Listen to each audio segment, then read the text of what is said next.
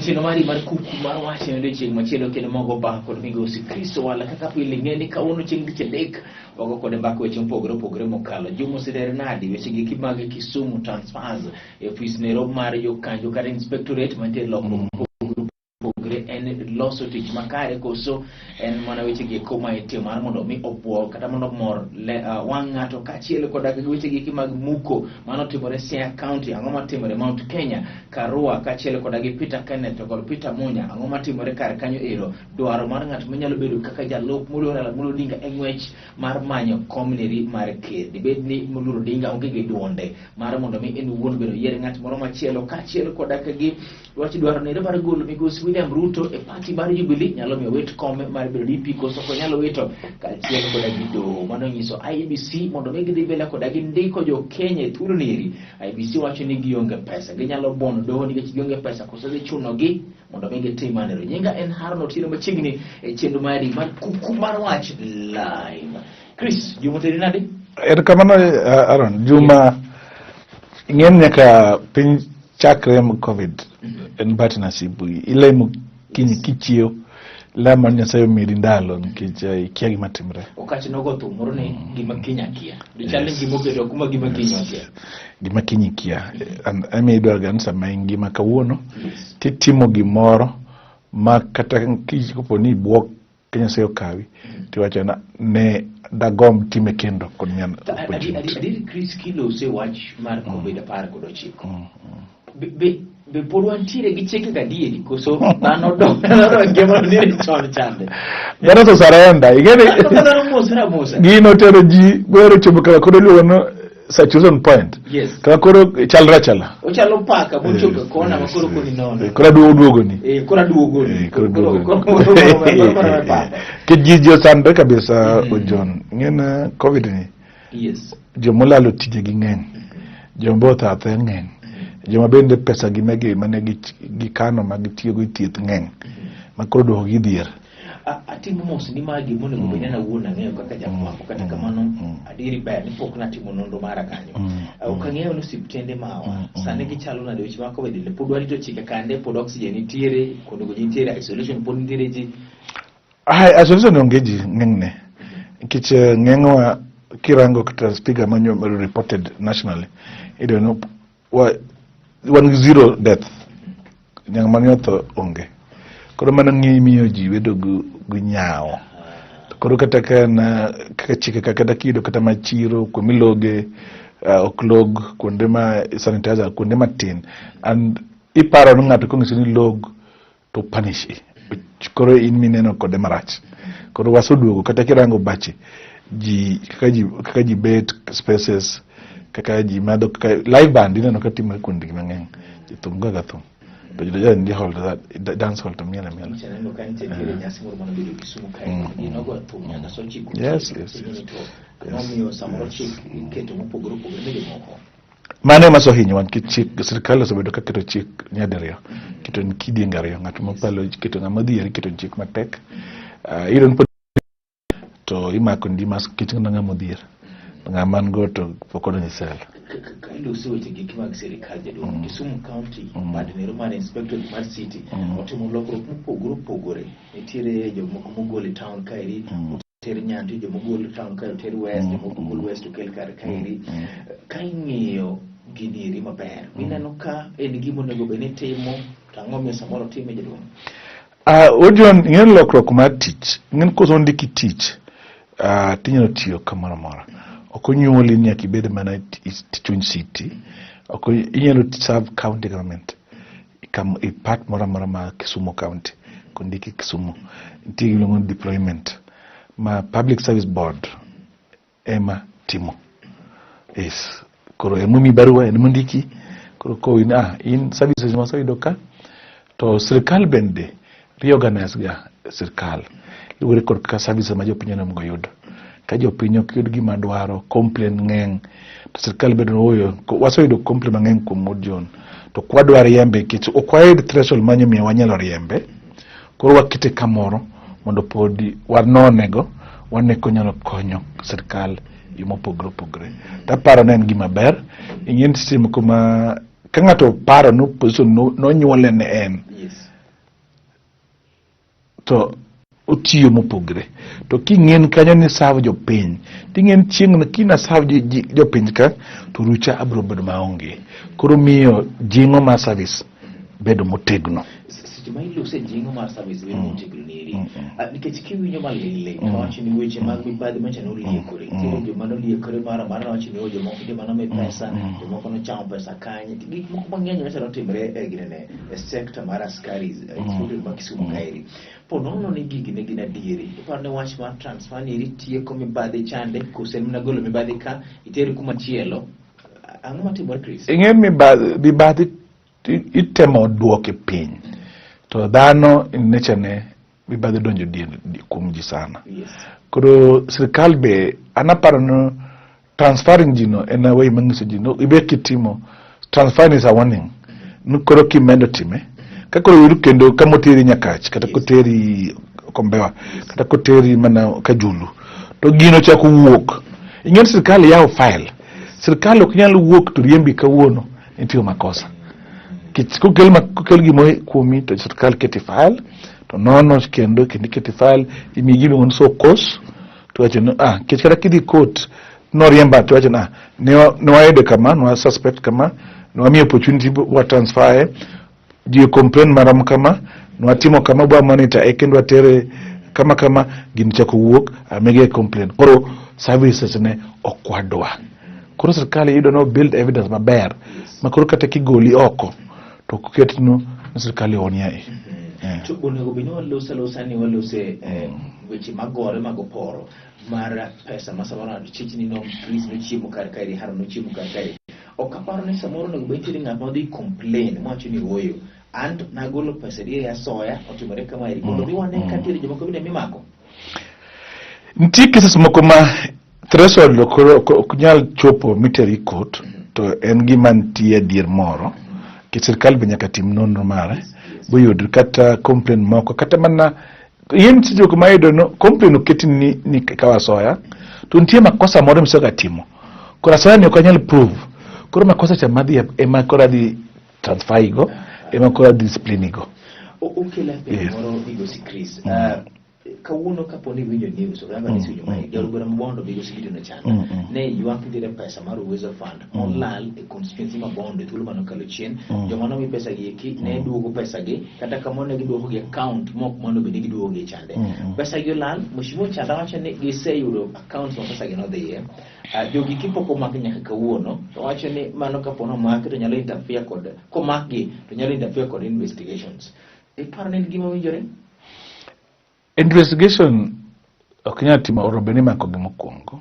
but nitie giluongo no okinyal tero ng'ati court kapok i build enough evidence ma prosecution ing'esa di mondo teri court mondo teri yodoho nitie gima nyaka ikaw kuom ODP iluongo no officer public prosecutor iluongo decision to prosecute no imi go office ma PP no iwod John waido kama tisotero evidence maber DCI osotimo investigation to tero ne to rango reno yes gini adier ko compare to romo teri court mondo wachaji kich kapod onge decision to prosecute no to tek mondo iter ng'ato doho kich kiteri kawuono tiwacho ni kele gango to court be wach moro no okanyal maka kawuono kele court tiweya no evidence kinyi maka kinikela court be bro protector koro kichimdo ni submit investigation itimo bitiek biyud kakidwa chajo ng'ato yes koro mano to nitie but jo kantie we iminyalo tero go ji court to nego ODP odhi speedy kod DCI mondo gitika nyakla achiel mondo giter jo ilago e court seche mi wacho mairi ngene ka winjo clip mar moshimo chada maber wacho ni jogi gin jok mano sewuok e office masani ri ok tiyo office gar kaire pes japiny no lal Chris jogi gin jok mowuok e office bende gima gero nitie chiemo nyalo pesa gi Hodjon tiyo gimoro ma kisobedo public office kikawo pesa oganda kati tho tinyalo yalo ni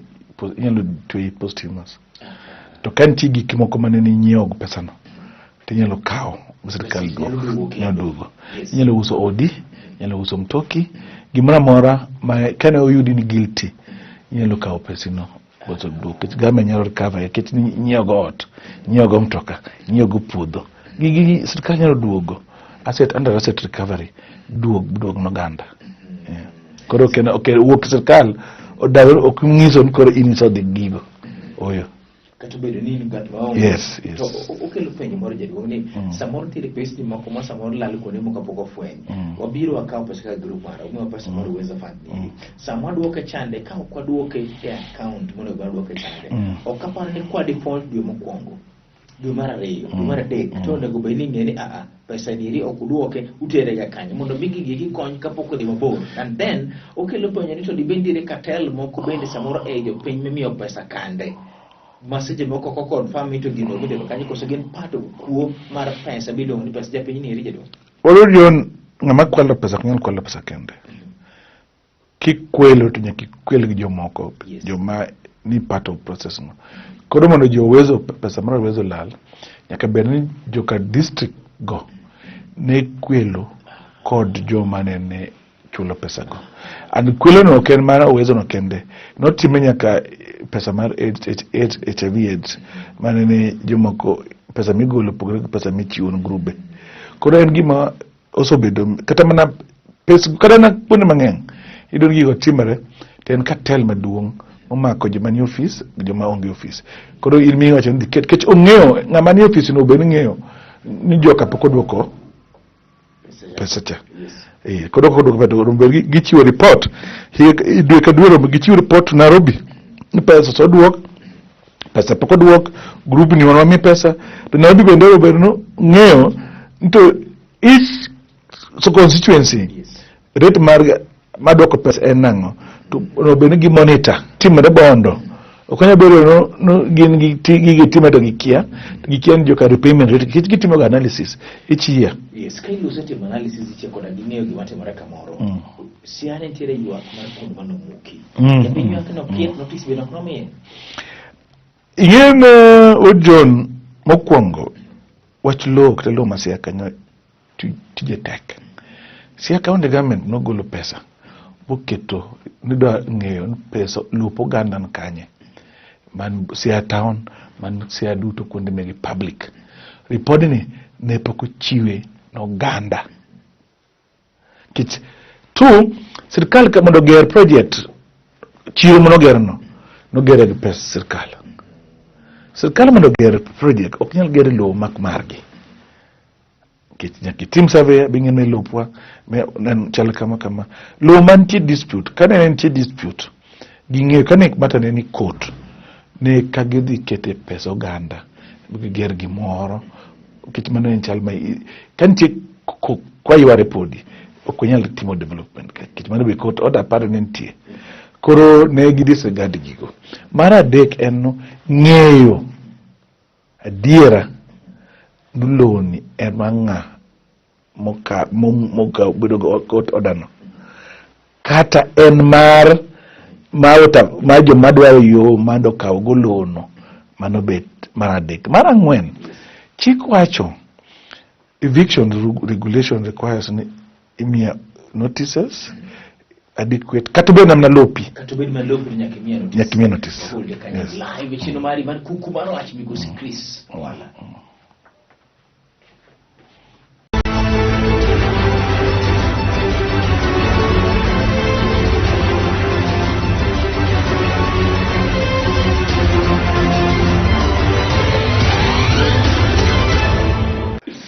live chino mari mar kuku mar wach migosi Chris wala wacho weche pogre wacho ni haron tire gik moko mang'eny menego ng'i wacho ni mar Muko monto marasia chutho kada beni en lopi kada beni en lopa notice nyaka chiw kapok omuk kamoro ang'o michiwo notice jaduong to mai ne lop haron Chris obiro dak e tok chik adwa chako tiyo kode mokwongo ingen right to life and right mondo mohingo ka right duto koro supersedes right to property no yes kit ngima ni nyaka rang koro kata kadakari lakini ka Muko gigi it's okay aketho ngima ni anyone ben mane part of your life yes koro imido kana kata kana occupy your land yes Kada donjo ni. Lakini Chris ma low pa. It's okay. Low no mokwongo. Yes. Mate mo wachon en low en mokwongo en ancestral land, en lease title, en freehold nyakwa obtain gigo. Ken en low public manomi ngani through lease or allotment. No about timi yango. To kila kao lo ma serikal ti hold in a speculation. To serikal dwar timo dongruok mano kwongo. Emi atemo wacheni kene en lop serikal mano mi allotment to nego jogo di matut mondo kaka jogo trust ne oduogo. Kene lop mano nyuole ngano mano ng'iyo is different. Kata mano ng'iyo no Harun en kata lop mani ng'iyo kidwa golae to nyaka first I'm an human being and nyaka right na bende kech an maybe nene omiyo kokwalo katingo lo ne okela gi sirkal donge bugedi nae gidnaka onego warang circumstances go koro ngano kata ka idrango court ne uchiwo order to jogi bende do notice no in wasavu court isomwa order nuwoka within 14 days, woka within 21 days, wake up within 30 days. Kwa hiyo kama ngo tomorrow to nyono di odoho to challenge court order no. Sitibai lo sendi yogo to challenge court order evidently. Waneno kasaniri Mount Kenya chaloma okangena nyalo chinigi tuyo luat mulo la moro dinga in terms of mejo kono grotiyo godo samo se zukura tuno wache ni mondo begi chikitigi ku Martha Karua ema dhi bedo kaloso elo jo Mount Kenya region. Ineno nade gol Martha Karua gol Peter Kenneth gol Migosi Munya. Okangi mayoto John but gikone nyaka giyud kama kor miel de jakaji miel. Yes. Engima kagian make announcement. Ingesa mitimo co-creation. Gima timre ni itedo nyas, itedo chiemo. Koro sami party ni lose. Koro inyalo olo gimoro buket chiemo. Koro ji mokwongo ji ohore mos. Mar ariyo, even jakom okubi wuok ka tip na lando ngane to do bitina. En discussion manyaka di yore mang'eny. Kitimo mistake bi golo ng'ato an ng'ani ng'ata to inyalo kelo party. Miel nyalo rumo bi ng'ato gi grach. Koro nikech gimirango go matut. Wacha ni sami kidwa ringo gi ji to nyaka ring mos. Kidwa ringo kendi kinyalo ringo kakidwaro. Koro muluora molo en idier oganda. En idier Kuku Mar Wach gitedo gini tede okin gima yot kich jin gi idea mopogre ibe in interest mopogre koro nyaka balance interest ni kod interest mar jo Mount Kenya go interest mar Kenya ken interest ni kende en Kenya Mount Kenya ukelo penyo moro de iparone muru dinga okone ubedi gi dwol ngama de bedi duti mare en ngato miyo mundu mitigo nyako bedi gi dwol tingino be nyako rang to dwol mane kawacha mane madumia achop kama do achope ta awache nadi nikech seche moko nyalo wacho ni sama okang'eyo but gimano timore kind Migosi Ruto kod Uhuru Kenyatta nyalo opuonjo gik mathoth ahinya. Ber bedo gi deputy president ma nyalo winjo agenda mari to bedo ng'at ma samoro nyalo dok chien makono jatenda no sekono loka mane kuma lo aweyo kadhi koniri. En gima osebedi kiywago ne Migosi Ruto ni chal mane oywayo kuma odwaro kende opogore gi kuma ne jatend piny owacho ne tereji. Ka wang'iyo ji adek giki gima kizungu luongo ni personalities maggi. Martha Karua, Peter Kenneth, Migosi Munya, eringa masamoro nyalo loko chumare makono oyo. President osikono adika, unemwadhia we iwayo korka kora. Ing'eyo no samidwaro nyako, kata samidwaro gimoro. People pandoga character gi. Yes. Pachi gi me tut. Lakini jogi waseka neno gi. Waseneno gi. Martha Karua an iron lady. And no nonsense. no podho matin 207 to recovery porotame onyalo dhiro gimoro moyud gimoro onyalo dhiro moyud gimoro then age bende chande kecho bende okotin kirango Peter Kenneth be potin munya tin kin munya eastern membu far east okenka koringen samidwaro dhi jogi nyakirang to ere kada balance ngama dhi kelo na vote ngama dhi kelo na pesa kit ngama ka chiwo tadhi bedo jog a bigger number kit mane manyako dhranga dela de it depends on ngama jog Mount Kenya feel will protect the interest. That's why temo achini no in a decision moma oknyal wuokin ema kela penjo moro because Chris Pole kumadi kingiyo jo Mount Kenya gi ngao mi paro ni ka gitero mbele to gineno ni nyalo chungnegi to gi kuo kusikoni no to kanyalo bedo no ingena kirango jo man gomwom ma control siasa ma Mount Kenya ngengi gin johala tamang jogi duto johala en Peter Kenneth ema speak the language ma johala yes kata nanyalo paro ni samoro munya osebedo ka obalo kata mana gi Jubilee chon ma ni pieni no balo godo gi party bare Karua 207 dhano wiguno wil godo no koni gini watimo go pango wacha ni Karua not more than 50% controlling gik ma Kibaki notimo kale Kibaki otametimo mar swearing judges mar no bold out bawayo Kibaki kichne ofil jomoko nitie mane kubed judges sikan Kibaki ko uketigi to no way Kibaki but resign bawayo Kibaki it's not about interest it's about gima nyalo kelo numbers numbers are very important Chenro Kuku Mar Wach ni harono ken mana interest kende en interest dwaro mari manyonge kachiel koda gi kwan jogi koteku nero mantiere e toki acho ni mana chiel kugi komi nyadende wan Waiguru no rengo oneno kachiel ka gima nyadende machielo ni lwedo do bedo mamuola nyakuom Waiguru ingen rengo ma Waiguru no do relevancy kan Waiguru to support BBI the band mane BBI opodho Waiguru interest no change completely. Kailo se relevance jeduo. Deputy President Mbos William Ruto. Relevant ka ponetire serikali kusukuo konko. Jubilee wache ni sano se iko asere magi do chwe tonge mugo. Ingen Jubilee dako chwe tonge mugo. Gidi build kan kay penja to I gwe Ruto gwe focus on Ruto gi focus on kura. Nikech sami ingen jo Kenya be ohero to podho ngame goyo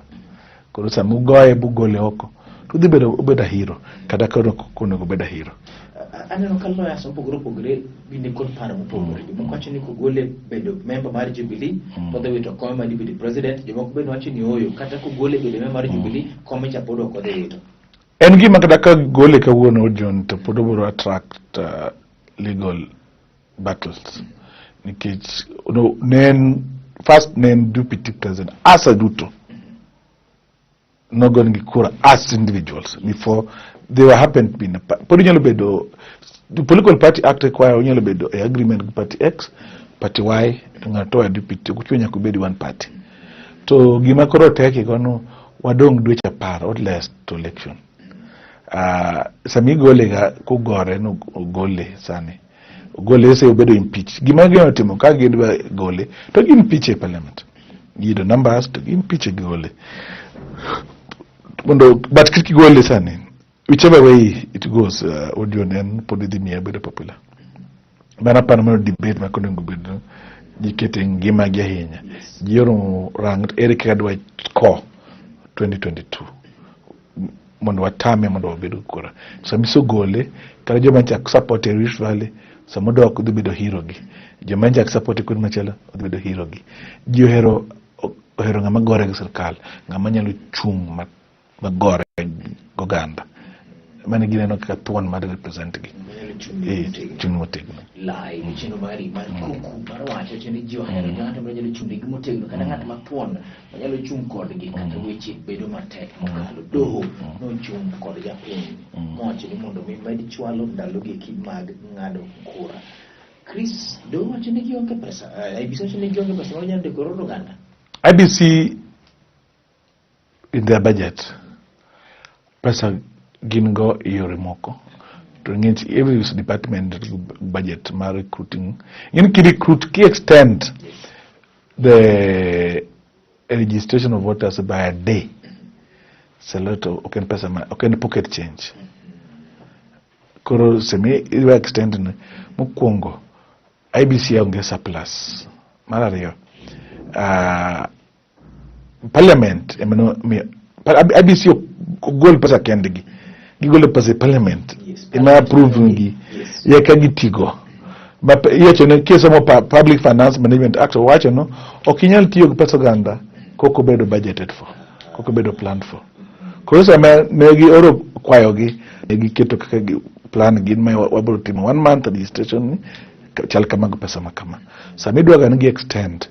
gigolo pesa kanye to une kumiyo gi as parliament to Kenya government no kumiyo gi koro court order no is good kich court be nyaka winji gamo otero ywakne to gibe nyaka rang to ang'omiyo ji register no sani to kwongo gima ji ko onge be registration of voter okorumo by kawuono en continue odhi mbele ma pori walk into the office mar IBC be constituency duto 290 be bed registered Huduma centers duto nuguri pod register ji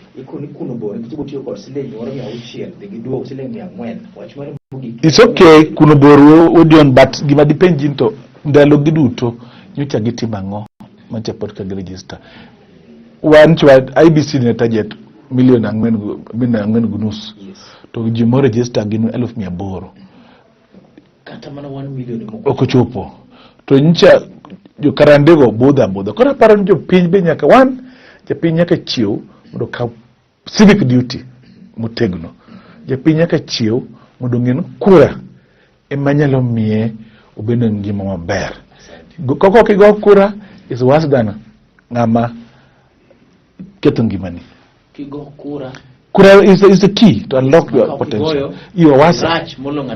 Yes. Ka kigo kura tirach molo ng'at maketho ngimani alo loke ne ka kigo kura to in iwuon ema inegori ka bunde kete betwi kama ili mondo mi chwadi godo kene mondo mi to itimo gibino ni derruok kata kizungulo ni committing suicide ro kama na hinya in janeno malo yo timi mikede kar jahera mar Chenro mar Kuku Mar Wach tibe jiko mar Rigosi Chris ro kama na hinya komnuso thuolo mari mondo mi bikachiel koda the senior most producer head of technical Lolwe TV Migosi Zerubabel. Asante sana kumechini nili ubedo kakubedo mriti ana haro notino ubedo kutina mabaya.